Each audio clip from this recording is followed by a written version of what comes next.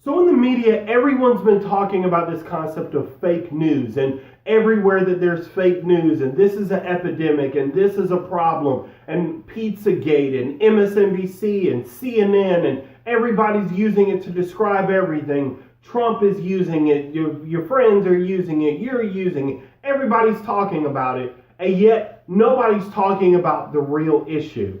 So let's talk about the real issue with quote-unquote fake news. The real issue, the real problem in all this is you and me and our friends and our family, the people we hang out with, the people we go to church with, the people who make up our political parties, the people we have fun with on the weekends, the people we go to the bars with. We're all the problem. Now, some individuals may not be, but many of us are.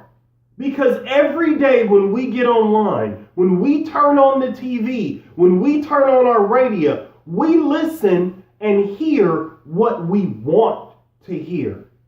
And for many of us, whether it's true or not, is not really a problem or consideration.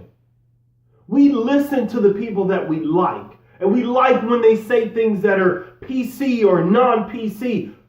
But so many of us don't care whether it's true or not. People listen to talk radio and don't get concerned with whether the person is saying the truth or not.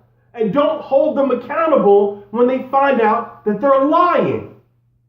And then online, people like articles and share things and comment on things, oftentimes without even reading the article. And you can prove it because sometimes people say things that are already addressed in the first or second paragraph of an article. I've experienced that.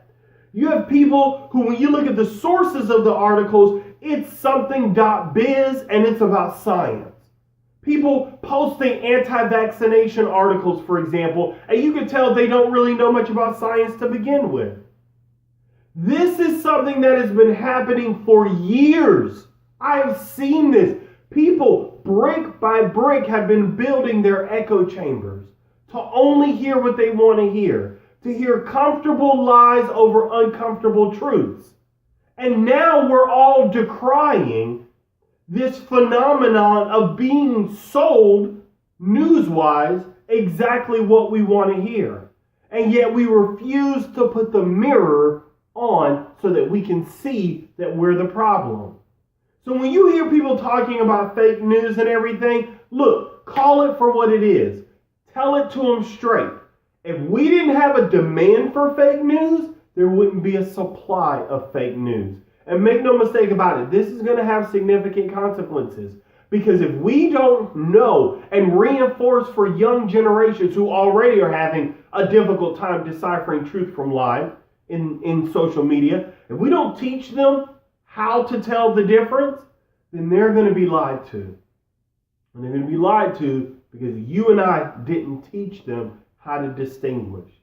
And if we don't decide to do something to make sure that news that's given to us is true, then other groups with power will decide what fake news is. Internet service providers like Comcast, or just the government. And if you want to live in 1984, you're more than welcome to do so. But if you don't, and you want to be able to make your own decisions about what's true and what's false, then it's about time you start deciding what's true and what's false based on the facts, based on the data, based on logic, and not just what you want to hear. I'll talk to you next time.